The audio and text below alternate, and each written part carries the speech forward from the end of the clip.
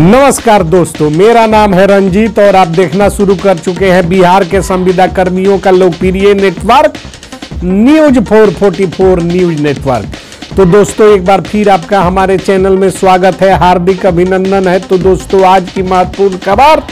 आंगनबाड़ी सेविका, सहायिका, आशा कर्मी, संविदा कर्मी से जुड़ी हुई बहुत ही महत्वपूर्ण अपडेट बिहार सरकार के तरफ से हम लेकर आए हैं। सारा खबर हम आपको बताएं उससे पहले यदि चैनल पर नए हैं तो चैनल को सब्सक्राइब, वीडियो को लाइक और ज़्यादा से ज़्यादा शेयर कर दीजिए। तो दोस्तों, आइए बढ़ते हैं खबरों की ओर। तो दोस्तों, आपको पता है कि बिहार सरकार के द्वारा जो है कि आंगनबाड़ी सेविका, सहायिका को महज 1000 रुपये का जो है कि वेतन वृद्धि का लाभ यहाँ दिया गया है। साथ ही जो आंगनबाड़ी सेविका और सहायिकाओं को चयन मुक्त किया गया था, उनके चयन मुक्ति का आदेश भी सरकार ने जो है कि वापस लिया है। इसके साथ ही बिहार सरकार ने विकास मित्र, शिक्षा सेवक, कार्यपालक सहायक और स्वास्थ्य विभाग में कार्यरत तमाम संविदा पर नियोजित कर्मियों की वेतन वृद्धि 25% से अधिक और 15,000 से ज्यादा और न्यूनतम मजदूरी का हवाला देकर कि किसी को न्यूनतम मजदूरी से कम मानदेय नहीं दिया जा सकता, 15,000 तक एएनएम का जो है कि वेतन करने का काम किया है।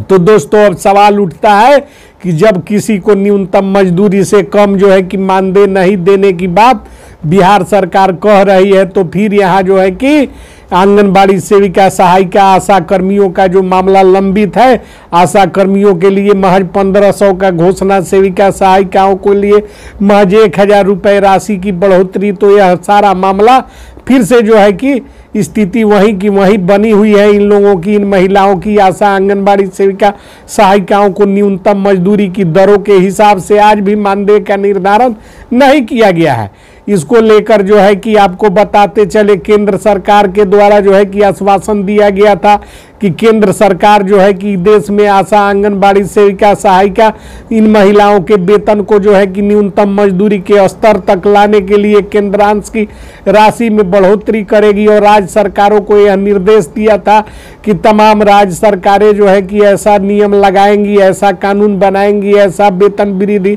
करेंगी जिससे आशा आंगनबाड़ी सेविका, सहायिकाओं का वेतन न्यूनतम मजदूरी से अधिक हो सके, जबकि कम ही है। तो बिहार सरकार ने ऐसा क्यों किया? यह बातें जो है कि सबके दिमाग में एक प्रश्न बनकर उभरी हुई है और आशा आंगनबाड़ी सेविका, सहायिका समझ नहीं पा रही है कि जब स्वास्थ्य विभाग में कार्यरत एएनएम का वेतन 15,000 किया गया, जिससे वे लोग भी संतुष्ट नहीं है और जो है कि किसी किसी का वेतन उनके सेवा काल में किए गए कार्यों का मूल्यांकन करने की बात बिहार सरकार ने कही है और सालाना 10% वृद्धि का लाभ स्वास्थ्य विभाग के संविदा कर्मियों को देने की बात कही गई है। तो फिर आशा आंगनबाड़ी सेविका, सहायिकाओं का वेतन वृद्धि क्यों नहीं हो सका, और हुआ तो इतना कम क्यों हुआ, और आशा लोगों को जो है कि आश्वासन देने के बाद भी क्यों नहीं हुआ? तो यह अब सारी जवाबदेही केंद्र सरकार की है, क्योंकि इन महिलाओं को जो मानदेय दिया जाता है उसमें जो है कि आधी से अधिक राशि पहले केंद्र सरकार दिया करती है, और यदि केंद्रांश की राशि को 10,000 बढ़ाकर कर दिया जाता है तो इन लोगों को भी न्यूनतम मजदूरी की दरों के अनुरूप वेतन वृद्धि हो सकता है। आपको बताते चले कि राष्ट्रीय स्वास्थ्य मिशन यानी कि एनएचएम के तहत कार्यरत तमाम संविदा पर नियोजित कर्मियों का वेतन जो है कि बिहार सरकार के द्वारा जो है कि वृद्धि किया गया है, जबकि इसी के विपरीत आंगनबाड़ी सेविका, सहायिकाओं को महज 1000 रुपये वृद्धि किया गया है और आशा कर्मियों को मात्र आश्वासन मिला है। तो इस दिशा में अब जो है कि गेंद केंद्र सरकार के पाले में है और केंद्र सरकार को केंद्रांश की राशि वृद्धि करनी है। अब यह देखना दिलचस्प होगा कि केंद्र सरकार अपने पूर्व घोषित कार्यक्रम के अनुसार आशा आंगनबाड़ी सेविका, सहायिका के वेतन में कितना वृद्धि केंद्रांश की राशि में करती है। सुनने में आ रहा है कि केंद्र सरकार के द्वारा जो है कि आशा आंगनबाड़ी सेविका, सहायिकाओं के वेतन को न्यूनतम मजदूरी की दरों से अधिक करने के लिए जो है कि केंद्रांश की राशि में वृद्धि करने का प्रस्ताव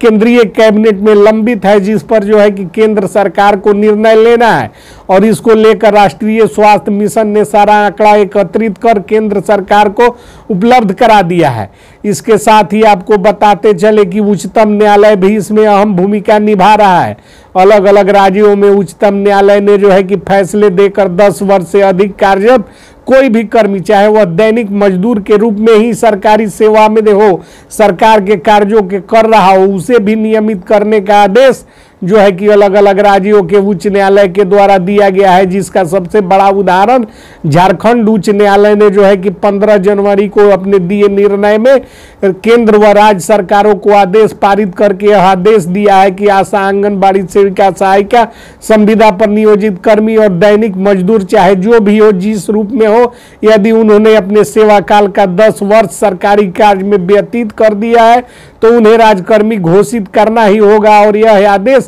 केंद्र व राज्य सरकारों पर प्रभावी होगा। तो केंद्र सरकार और राज्य सरकार झारखंड राज्य में आए फैसले का अनुपालन करते हुए कब जो है कि इन्हें नियमित करने का और राजकर्मी करने का दर्जा देती है। इसके बाद अलग अलग राज्यों के जो है कि संविदा कर्मी, आशा कर्मी, आंगनबाड़ी सेविका, सहायिका, तमाम जो महिलाएं हैं वह भी अपने अपने राज्यों में जो है कि उच्च न्यायालय का जो है कि रुख करेंगी।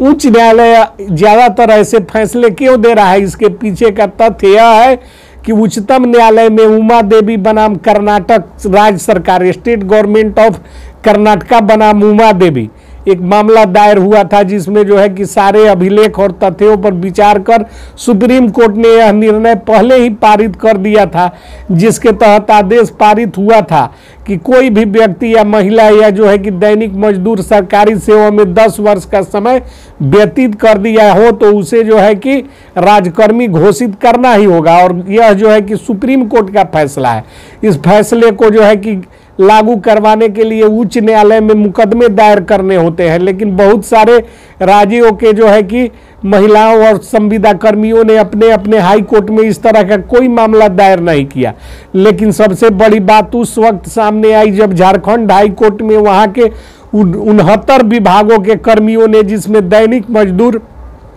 आंगनबाड़ी सेविका, सहायिका, आशा कर्मी, अलग अलग मामले दायर कर उच्चतम न्यायालय के उमा देवी बनाम कर्नाटका सरकार के फैसले का उल्लेख किया और उसका जो है कि सारे साक्ष्य प्रस्तुत किया, जिससे जो है कि